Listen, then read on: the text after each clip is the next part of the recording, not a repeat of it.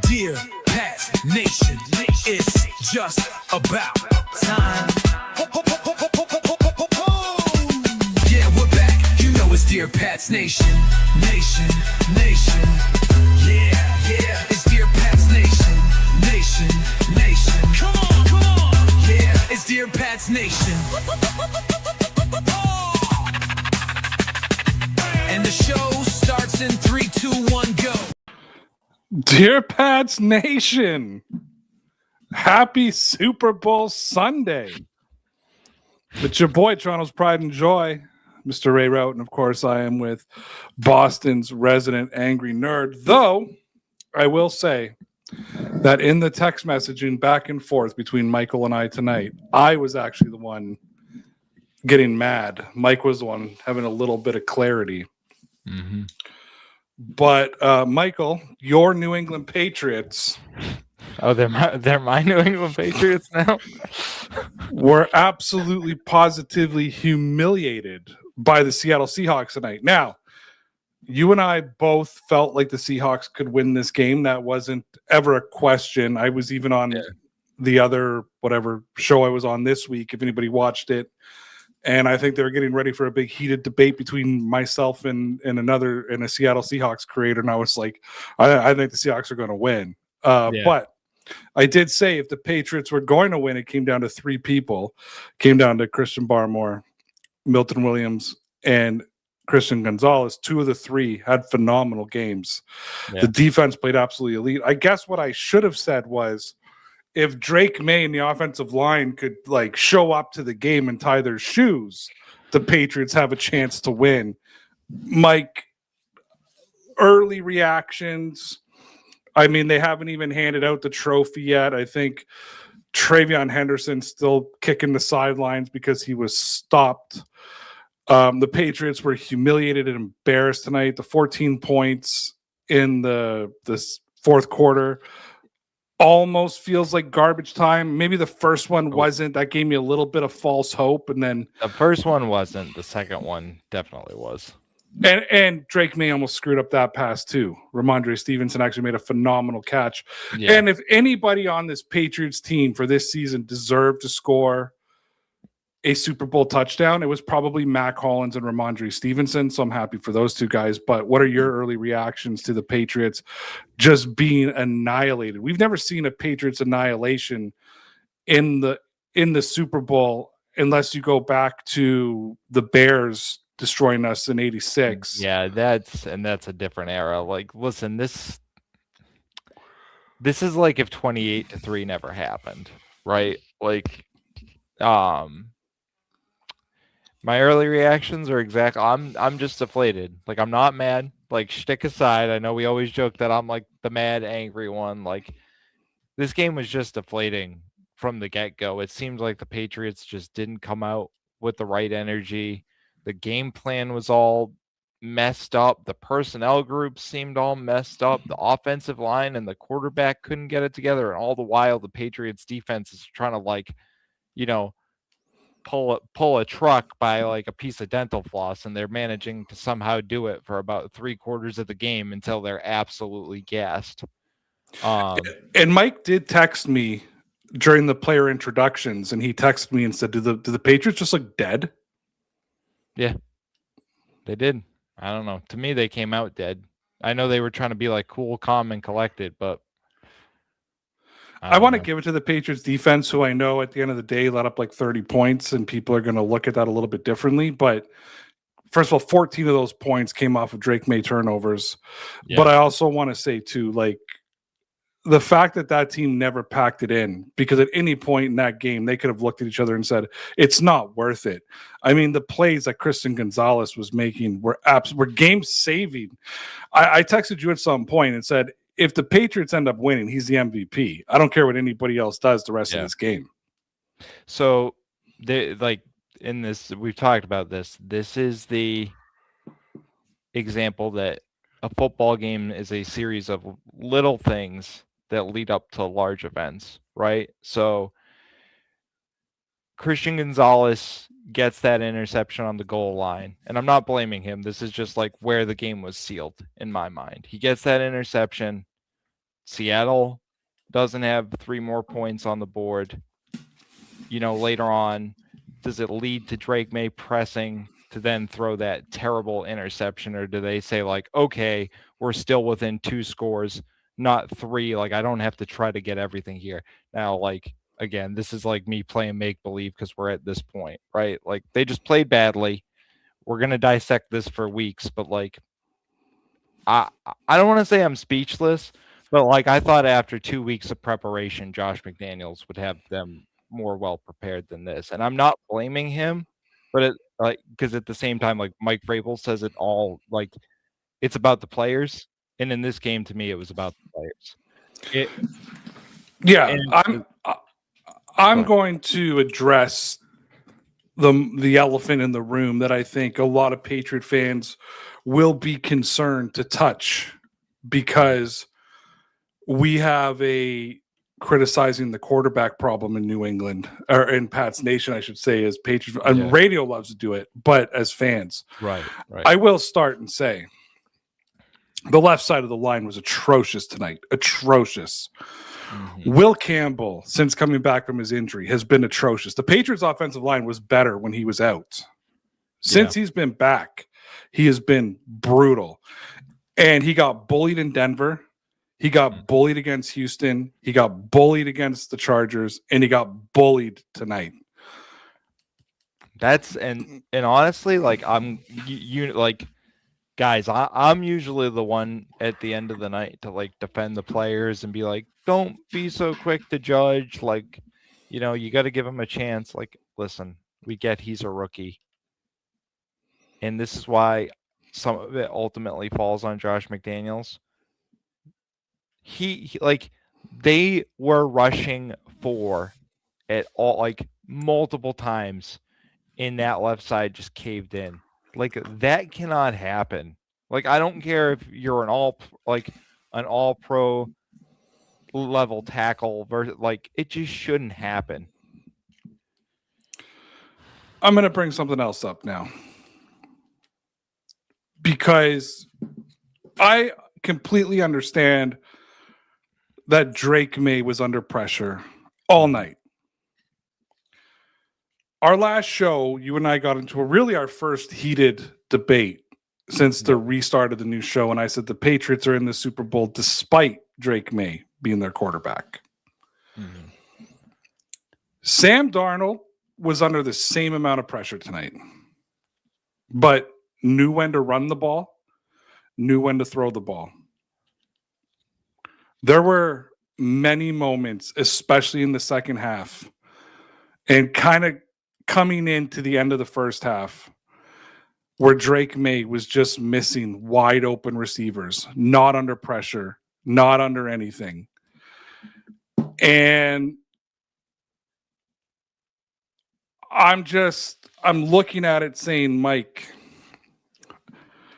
and I know Patriot fans are going to use how bad the offensive line is as an excuse to defend everything that he did wrong this game.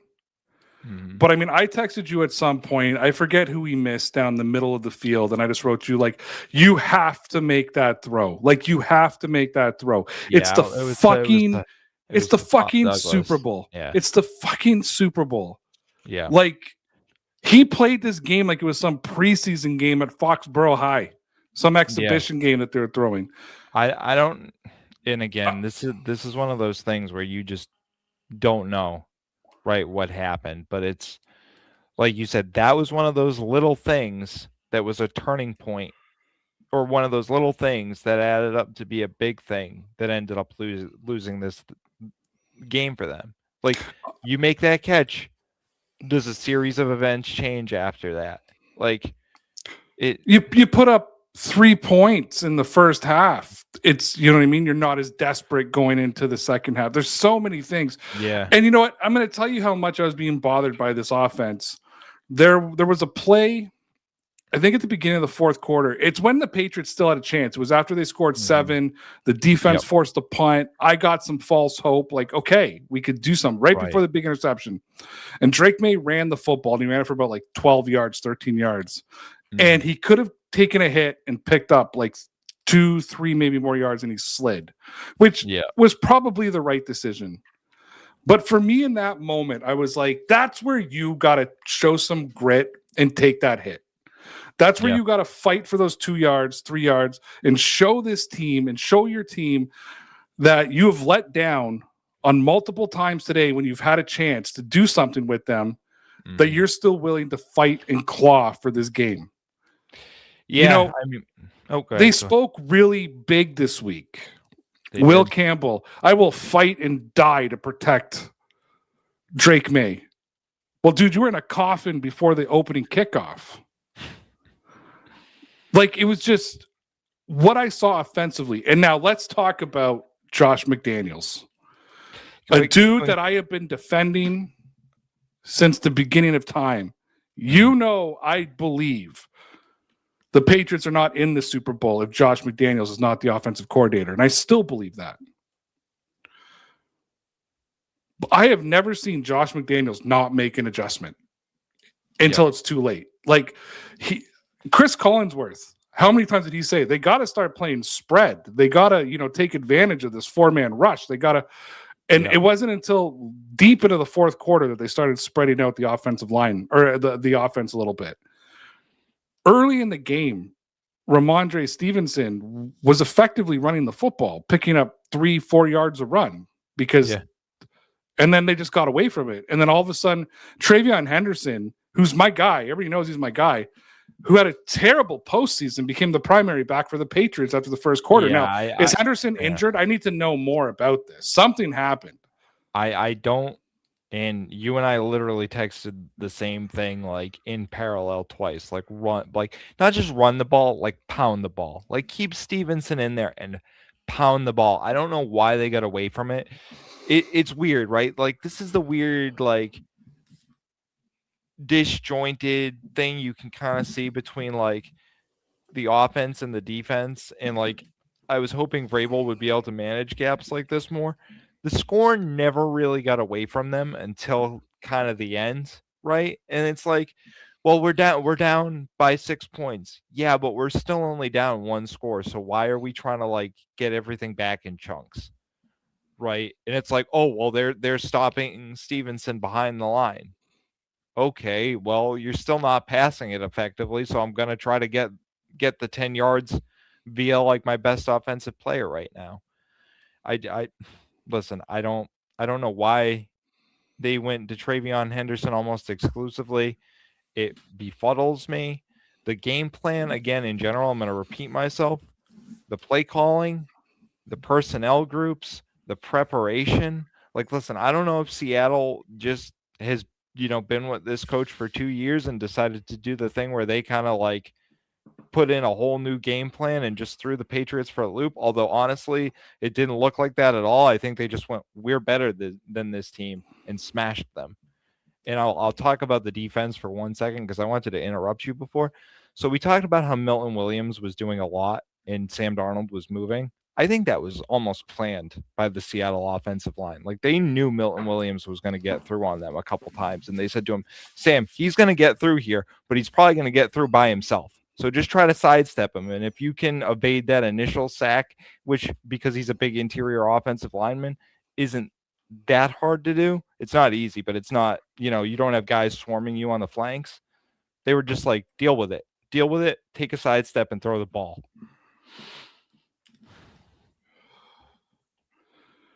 I saw many opportunities today for this offense to generate something when Drake Maye was just oblivious to what was happening around him. There was a play where I swear he kind of just watched Will Campbell getting beat.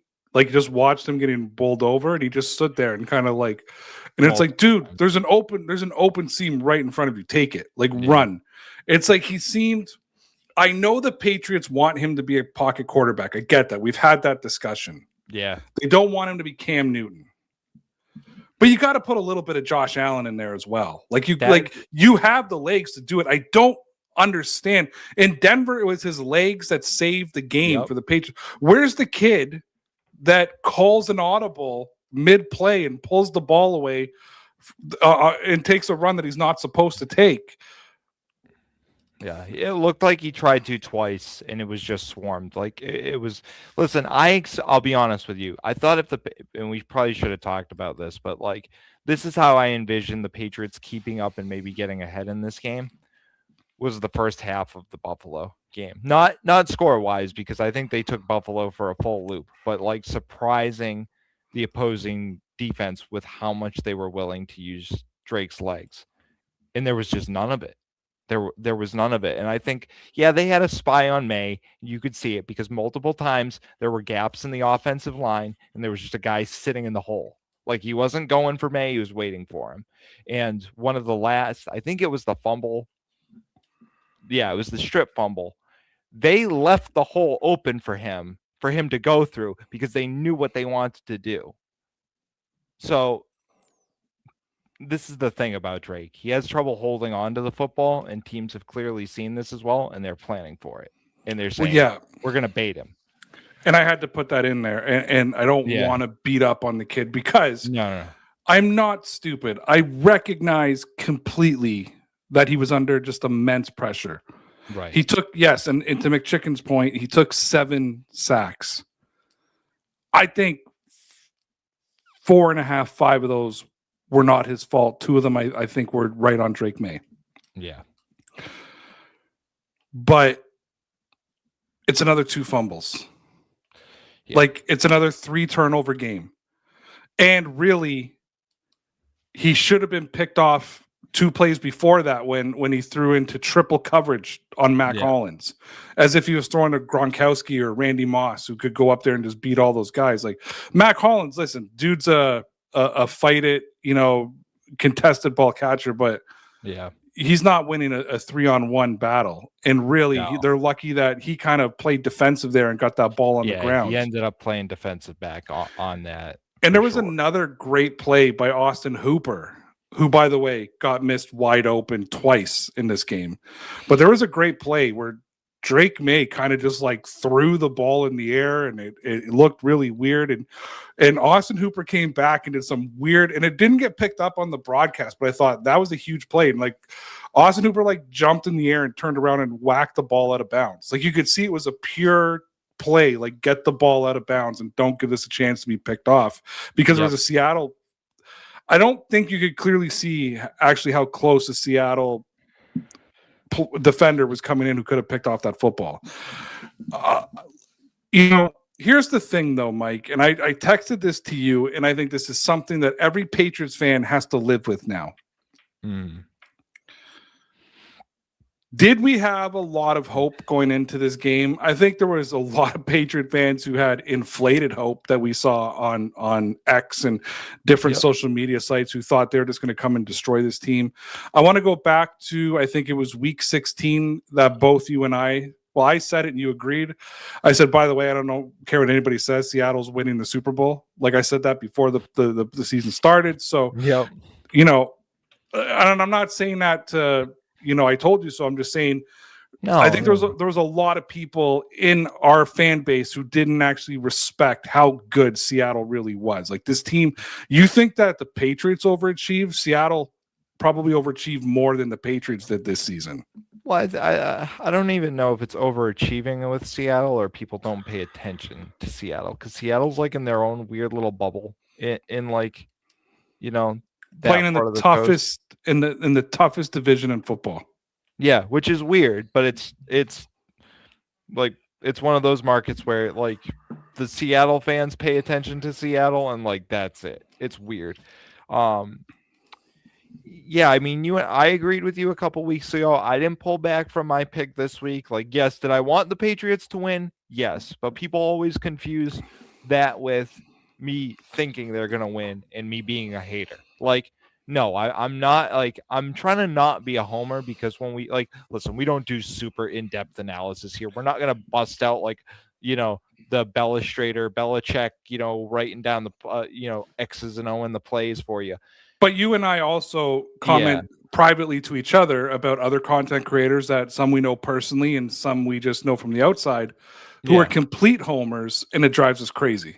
Like we Yeah. just think if they say the dumbest shit in their fan base and their fan group is like, oh, you're so right. They're gonna win the Super Bowl. Then they win 2 games all season. Like and we hate, and like that's the thing. I hate that because then when you can't be objective, you lose any sort of credibility. If Ray went out here and said, this is the best team that Drake May is ever going to play for, knowing that he's probably going to play for a decade, it would be sad. It'd be a sad statement, and hopefully they can, build a better team next year and be back. But shots fired. Why? Did I say something? If I said this is the best team Drake May ever played for. Yeah. Well, technically it is because last year was awful. So there was a lot of our fan base that now has made us look really stupid based on the amount of shit they talked this week.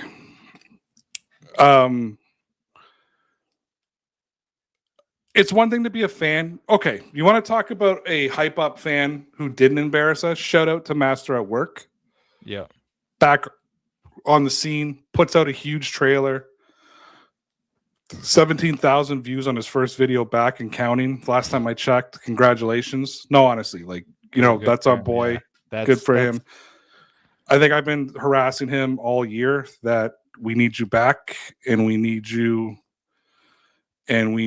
to start doing videos. But like the shit that he was talking was not to Seattle. It was like he was talking shit to the AFC East based on the ridiculous shit they were saying and whatnot. But then we had other fan bases that were like, other people in our fan base are sitting there this week like, yo, Patriots are going to win 24-0.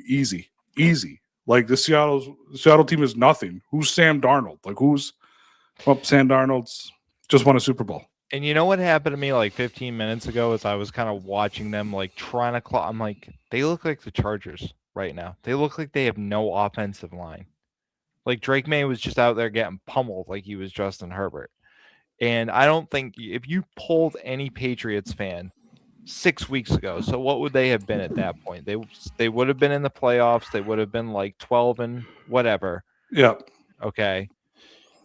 Would have said like, oh, offensive line is a primary concern going into the offseason. And like, listen, I'm not about this isn't about having an offseason discussion right now.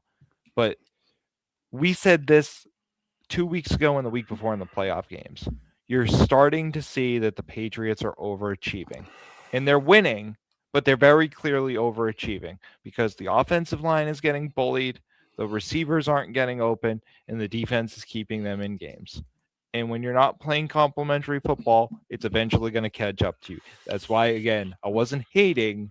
It was an observation. But it caught up in the Super Bowl. Yeah. And I think today, I think really the outcry of Drake May not winning the MVP with no acknowledgement that Mike Vrabel won Coach of the Year and Josh McDaniels won Offensive Coordinator of the Year. Right. I also have a bit of a problem saying, how can you have an Offensive Coordinator of the Year and then your quarterback being the MVP? You know what I mean? Like there's something like doesn't correlate perfectly there. Yeah. All we did was flip out. Listen, you know me, it's me versus the media. But I do want to bring up something that is just, again, humiliated me with the fan base. Sam, what's his name? Sam Darnold? Munson. Oh, the guy who voted for Justin Herbert? Yeah. Yeah. He was doxxed this week. DMs, people talking about his wife and children because he voted for Justin Herbert. You know, it's like the stupid Bills fans that were like, oh, man, Josh Allen took 2 votes and took the... Well, no, truthfully, the honest to God thing is Matthew Stafford could have had 2 more votes. We don't know if they say vote for Drake May or Matthew Stafford where those 2 votes for Josh Allen goes to. Yeah. We didn't really get talk about I forgot that because it happened after the show, obviously. Yeah. Sorry, continue. But I'm gonna say, like, Patriot fans, we embarrassed ourselves in this situation. Like, you and I text each other, like, who gives a shit about the MVP? Like, Yeah, we're going to the Super Bowl. I was just about to bring this up. Like, you always prod Patriots fans and say how soft they are. For how old am I? I just turned 36. For 30 years of me watching football, I have never once cared about the superlatives at the end of the season. You cared can't. about the fucking Super Bowl. Yes, you can't. And we're flipping out. Like, I was just as embarrassed about Patriot fans flipping out about the MVP as I was embarrassed for the Bills fans that were like laughing because Josh Allen got 2 votes for MVP and took it away from. Like, do you know how pathetic you sound? Like, do you know how pathetic you sound as a fan base and how pathetic we sounded as a fan base? And there was a lot of embarrassment that went down this week. And I'm going to tell you guys something else. And I'm going to tell you something that Patriot fans have to cope with. And I'm sorry.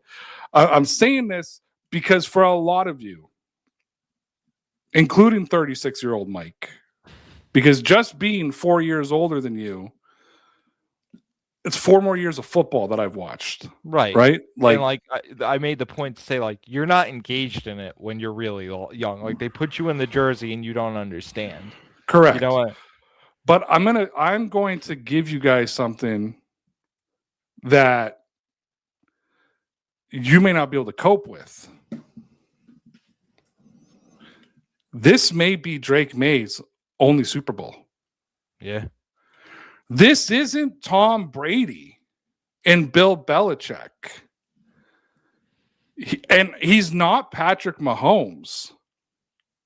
He doesn't have a Travis Kelce. Do you know, we laugh at the Bills fans because they've had, and I hate saying this because one of my joys in life was trolling Bills fans, but let's be realistic for a sec. They have one of the best quarterbacks in the NFL, probably been one of the best quarterbacks in the NFL for the last 5 years.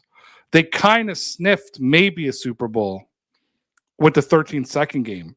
Besides that, they haven't even sniffed the Super Bowl. Well, look at the Bengals. That's the perfect Joe Burrow. They've never been the same since losing the Super Bowl.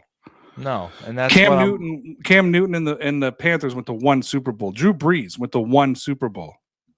Aaron Rodgers went to 1 Super Bowl. Yeah, I mean, Peyton Manning was terrified he was never going to make it back to a Super Bowl. Yeah, I mean, and again, this isn't hating. This is just statistically, facts, observation. Not a lot of quarterbacks, not a lot of teams get a second bite at this apple.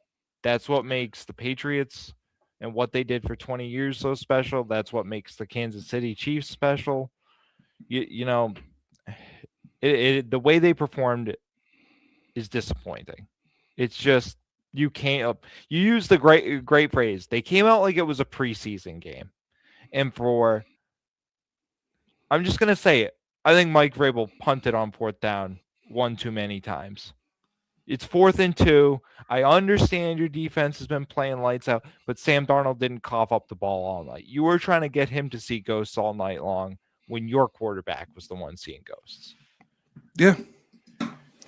No, you hit it. So this is what sucks about tonight. Yeah. It's copium. Yeah, but I'm wearing 12. Like, I don't know. My last jersey I bought was Matt Judon, and I told you then I'm not buying any more current players. I can't afford to keep trying to replace them over and over again. Like, I have a Mac Jones. I have a Josh Gordon jersey. Like, I just can't keep spending money. So I'll recycle my Brady jersey, my Edelman jersey, and my Hightower jersey because I can wear those jerseys over and over again, and those are acceptable jerseys to wear. It might be acceptable to get a Milton Williams jersey. 1 year. No, because again, if he leaves in 2 years, then I'm like, no, I'm no longer investing money in new players. Maybe if Drake Maye signs a 10-year deal, I'll buy a Drake Maye jersey because then I know at least it's good for 10 years. Kate May patch over the Mac Jones. I think this year at one time I wore the Mac Jones jersey, but then I wore a jacket over it. Yeah. So then it was saw just the all you 10. saw was the 10. And I did that when Mac Jones was the quarterback. I wore the Josh Gordon jersey and put a jacket over it to do it. I want to address a comment here. Sure. He says, now this offseason for Maye defenders, it's going to be a lot harder than if people just said nothing. And Maye is good, by the way. It just makes it look worse because of the fans. And I 100% agree. Yeah. I 100% agree with you. Like, it's sometimes like Bills fans, they tee things up for me. And I love it when they do that. Like, I will send you a screenshot of something and be like, buckle up. Yeah. And then I'll just go. And I'll get blocked. We got reported on and got suspended for 3 days because Bills fans were upset with us and whatnot. Which by the way, I've realized that I really give it away who it is when I write in Canadian grammar. It's me. But on top of that too, so a Bills fan who I'm pretty sure was one of the people who reported us on Twitter or X. Mm-hmm. He said we need to kill all Patriot fans over and it was a satire, it was responding to something stupid a Patriots fan said, but I reported him for threatening a group and this and that. So I'm hoping the war is on. Got it. Reporting war is on. But they tee things up for me that I can just go and smash them. Yeah. And I feel like we as a fan base, I'm not necessarily pointing out any individuals, but as a fan base, we have opened up fodder of shit talking that we can't back up the whole season without saying stupid things. Because if the Patriots would have won the Super Bowl tonight, all the MVP ridiculousness would be like, dude, he's got a Super Bowl ring. Like, who cares about the fucking MVP? You know what? Go celebrate your 2 votes, Bills Mafia, and go. Now, Drake May got to experience something Josh Allen never did. He got to experience going to the Super Bowl and experiencing Super Bowl week. He even got to experience losing a Super Bowl. Listen, when it's all done and the dust settles and Ramondre Stevenson's career finishes, he's never going to forget catching a touchdown in the Super Bowl. I remember Raiders versus Bucks. I think that would have been 2002. Yeah. Maybe. Yeah. And Jerry Rice. Or was it 2000? Whenever it was. Either way. We're close. We're close enough. Sorry. Jerry Rice catches a touchdown pass. And I think that made the game like 105-7 and old man Jerry Rice celebrated that touchdown, even though it did nothing to get the team back in the game. Yeah. And I remember saying to my dad, like, why is he celebrating? Him going like, it's the Super Bowl. It's probably his last Super Bowl. He's Jerry Rice, and he just caught a touchdown in the Super Bowl. Yeah. And I was like, fair enough. But yeah, Tom Brady's not our quarterback. Bill Belichick's not the coach. Statistically, there's a better chance than not that the Patriots will never return to a Super Bowl with this current regime. Yeah. And quarterback coach combination. And this offseason is going to be very interesting. It's going to be very, very interesting because I saw some things here. We got to move Will Campbell to the right side, but I don't actually want to touch the right side of the line. I like the right side of our line. Inside. Did it say inside or right side? I thought it said inside. Maybe I saw it wrong. Inside, I thought it said okay, inside. I don't want to. Just like snap judgment, overreaction. I don't want him on the line at all right now. But again, that's snap judgment, overreaction. Yeah. I don't want to touch the right side of the line. I love the right side of our line. Yeah. They're good. I mean, the pressure, a bit of pressure, you're always going to get a bit of pressure. No offensive line is perfect, but the pressure wasn't coming from that side of the line today. No, it was the left side getting beat up. Mike Onwenu has become quietly one of the best right guards in the league. Like, if you really watch him statistically, he played plays. A lot better in the playoffs. There were some weeks this year in the regular season where he was, but he definitely stepped it up in the playoffs. So got to give Now, it to him. we talked a lot of shit about the Patriots and Josh, whatever. Let's give some credit. Whatever. No, and McDaniels, whatever. Like, just in know. general, we talked bad Yeah. about the Patriots. Let's give some credit where credit is due. And I wrote this to you. I said, Sam Darnold handled the pressure that the Patriots were putting on him way better than Drake Maye did. And deservingly made some plays when he needed to. A lot of those led to field goals, but the field goals were enough.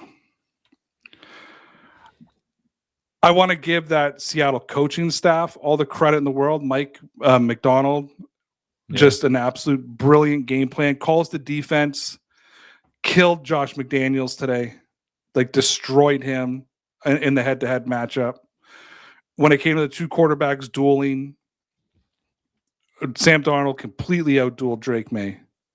Yep. And a big shout out to Walker, who did something a lot of teams have not been able to do on the Patriots. And that's run the football effectively. Especially on the edge where the Patriots are the best.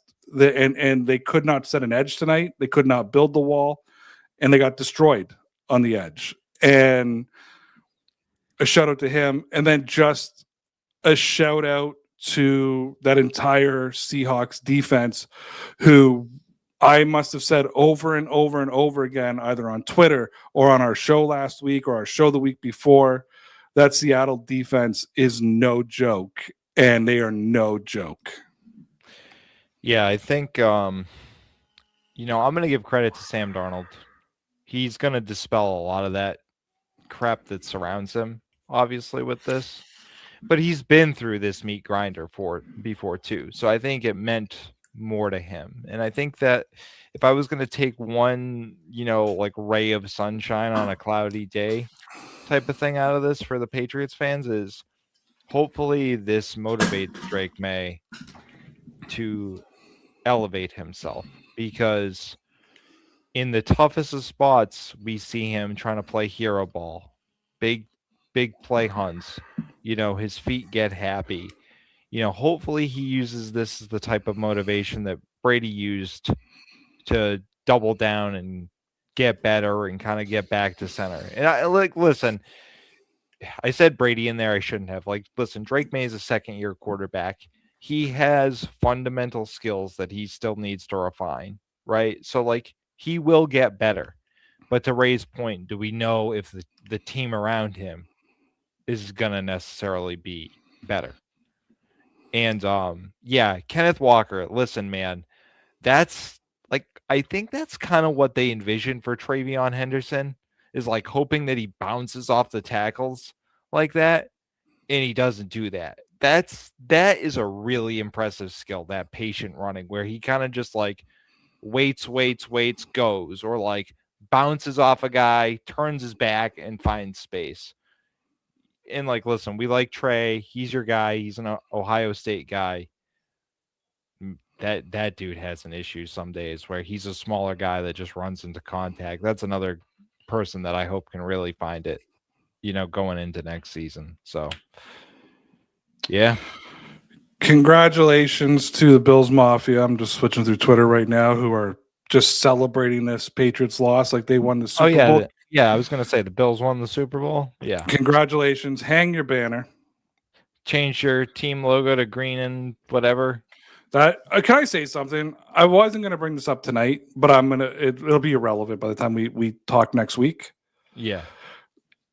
If I see a Patriots fan at any time change the Patriots logo to match another team's color just because they're playing like a team we hate, I will flip out. A logo is do you remember when the Titans stepped on the Ravens logo? Yeah. And the Ravens absolutely made them pay? A logo is so sacred. Do you know how many Bills logos I saw this week in the Seattle colors? More than you probably thought you'd ever see. Just defacing it. You're such a weird ass fan base. You really, really, you're so unintelligent, and just to hate a team so much that you would ruin your own logo is just gross. But I don't want to. Anyways, away from that. When you're NFL royalty and have won 6 Super Bowls and been to however many, you don't debase yourself by changing the colors of your logo to match another team just to hope that another team loses. I'll leave it there. Anyways, I'll get back to this. The game, the result didn't surprise me. How we got there surprised me. Like, a buddy of mine texted me in the end of the first quarter, and he's like, "Hey man, I got $10 on your team." And I was like, "What, to tie their shoes successfully?" Like somebody was saying to me, like, "Oh, they got to score a touchdown here, blah blah." I'm like, they need to get a first down. I was saying the same thing. I was watching the football game with a bunch of people, and they were like, "Oh, they just." I'm like, guys, they need to like look functional for 2 plays in a row. Like, never mind score a touchdown. Let's give a shout out to our boy Marcus. Haven't seen Marcus in a long time. Said he loved this season. He loved being a part of this season. It was all about the season went for him. He was fine with it. Shout out to you, Marcus. This is Tia, who's been an OG back in the day. She has a Bill Belichick fangirl T-shirt. Right, so that's very old school. Being a Bills fan means pulling for another team in the Super Bowl. It's exactly what it is. You know, Sam Darnold won 14 games with the Vikings last year. Crashed out in the postseason, but won 14 games with them. Won 14 games this year with the Seahawks. After being miserable with the Jets, you got to be happy for Sam Darnold. You do. I am. Like, honestly, I'm glad he's going to dispel that meme a little bit. I hope Drake May doesn't inherit it, but I kind of fear that he will, at least for a little while. I feel if I was from a different fan base, it's hard would be my new meme. Yeah. I mean, they won that game, but yeah. It's hard. I just think, and it got brought up in the broadcast tonight. Yeah. I mean, they brought it up in a better way, but I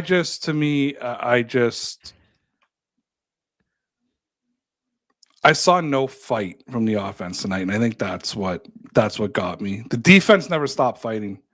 I thought they were going to pack it in at some point. I think I texted you, and I'm like, they're giving up, and then they just came. They didn't. Yeah, no, I really think they were trying to generate that turnover about as best as they can. And you and I talked about this. Like, listen, Seattle was moving the ball. You can only stop them so many times. As soon as Drake May put that ball on the ground, this was even before the interception, I knew it was done because you were actually moving the ball. You had momentum. They looked like they were kind of turning it, and all of a sudden, just like right on cue, squirts the ball out on the ground. Not saying it was necessarily listen, the play got blown up, but it's just what we've kind of seen in the playoffs. And instead, they've gotten lucky, and it's bounced into the arms of Jared Wilson or Will Campbell. And tonight, they didn't get that luck. And that's how it goes. All right, everybody. I want to thank unlucky. I want to thank everybody who came back this year. It was fun to be back. What a season to come back. We didn't know this was going to happen. No, I took a year off.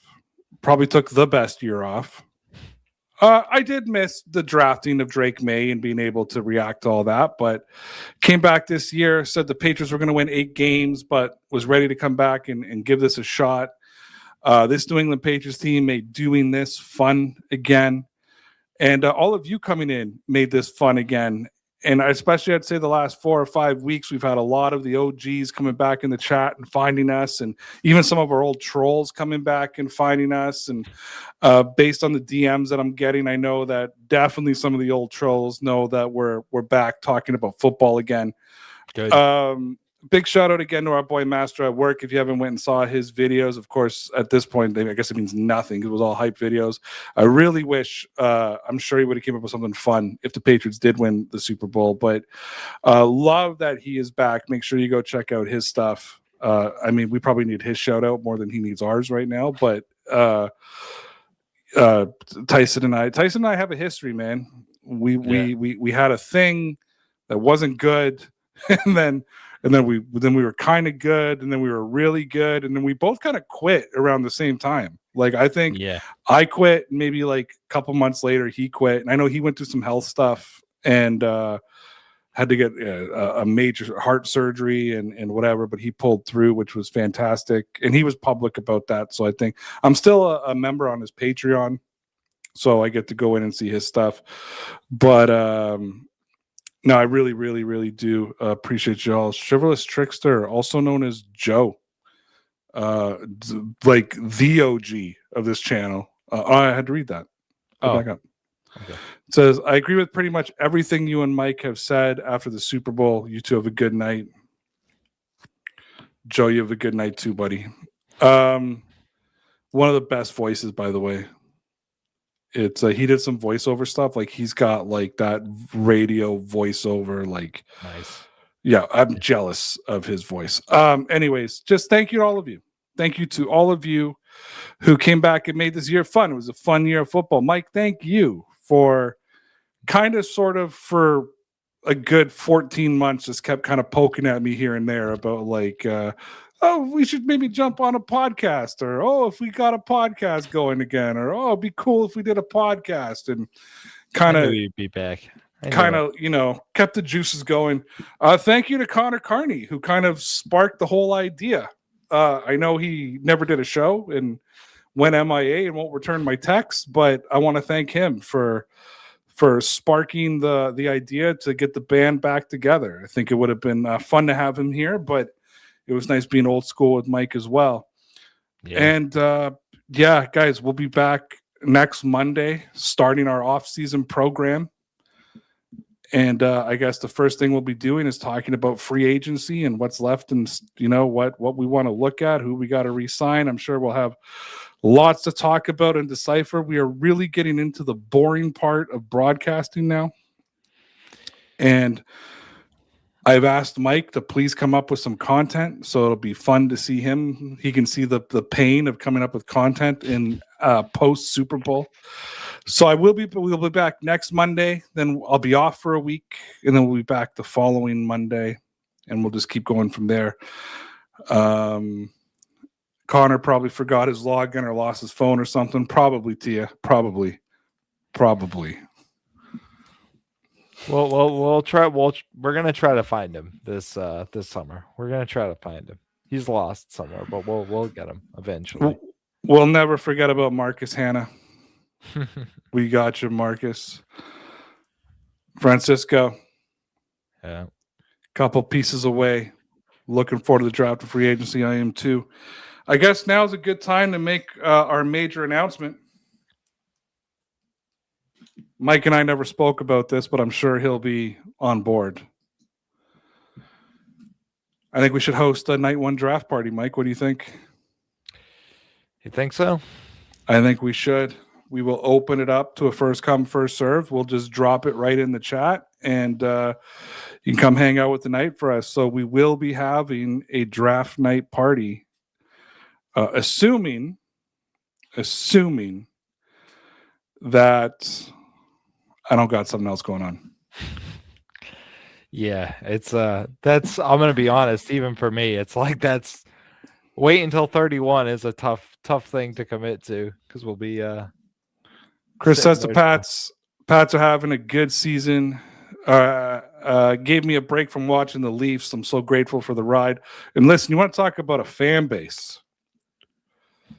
1963, 2, 4, something like that. Since they've won a Stanley Cup.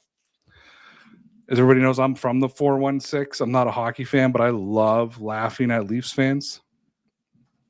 So Snaptime says very disappointed loss, but still proud to be a Pats fan. That the Pats made it this far. Go Pats. 110%. 100%. Francis says that we trade like the good old days. Yeah, that's what we'll do. We'll host a party, or we'll like get Cole Strange in the first round. Oh, Jesus. Does that clip still exist somewhere? Probably not. Thank God. Vividly, you could transport me to that moment. Today, yesterday, 100 years from now, it's like a vortex in time of me and what my reaction. Everything like my reaction, your reaction, looking down at my phone, having the pick spoiled, or being like 5 seconds ahead of you, going, they drafted Cole Strange, and you went the developmental guard in the most disgusted tone of voice I've ever heard you use. And from there on out, for like the next like couple hours, like I was just the most miserable individual. Not that that's much different than normal, but like slightly turned up to like 12 instead of 11. I'll be real though, the Cole Strange one hurt a lot because it did. Sorry, my Bart Simpson fell, and I had to. Just everyone says this guy rocks at my desk. This was a Christmas gift I got this year because I'm a the Bart man, huge Simpsons nerd. So I had this exact toy when I was a kid. You know what I mean? And then I saw it. It was one of those, like, I made an off mention to my wife that I used to have this when I was a kid. Yep. And she knows that I love this little knick-knack shit. And then ended up in my stocking this year. So, yeah. Anywho, we'll get into what we got to do with Will Campbell, what he used to do in the offseason. Yeah. I will talk about it not from an NFL standpoint, obviously, but from my experiences as a left guard and an offensive lineman. What I promise you guys is I'm gonna sit down and actually watch some Will Campbell tape this week, and I will give I'll give you my take on it next week. Patriots will be drafting 31st overall in the draft this year. Something we never thought we'd say. So basically, just old school, kind of basically drafted in the second round. You know, so again, don't forget, like somebody who you take at 31st overall could very easily go first overall in the second round. So it's based what you got. So the Patriots have their quarterback of the now and of the future. He has a lot of work to do. We'll get into that. We'll get into what free agents could be available. They have money to spend. I would be spending money on an offensive line. Can we give a big shout out to Joe Tooney, who won Defender of the Year? Whatever they call it. New category. Yeah. And absolutely positively love it. Yeah, man. He's wish he was here. I'll put it that way. Anywho, man. Disappointing night, obviously, if you're a Patriots fan. Jubilant night if you're a Seahawks fan. They've exercised some of their demons and got rid of the Malcolm Butler interception, and they can move on from that. But I think, again, as I've talked about for a couple of weeks now, I think what I'm the happiest about, that even though the Patriots lost this game, we have officially moved on from the Belichick-Brady era. We have entered and are firmly in the Vrabel-May era. I never got to say this on air, so please allow me to do so. Fuck you, Tom Brady, and your I don't have a dog in this fight. I hope you're happy with your Raiders and Bucks hat on. You two-timing son of a bitch. And until then, Mike, tell me about those Patriots. They're legit, kid. Dear Pats Nation, it's just about time. Yeah, we're back. You know it's Dear Pats Nation. Nation. Yeah, it's Dear Pats Nation. Nation. Come on. Yeah, it's Dear Pats Nation. And the show's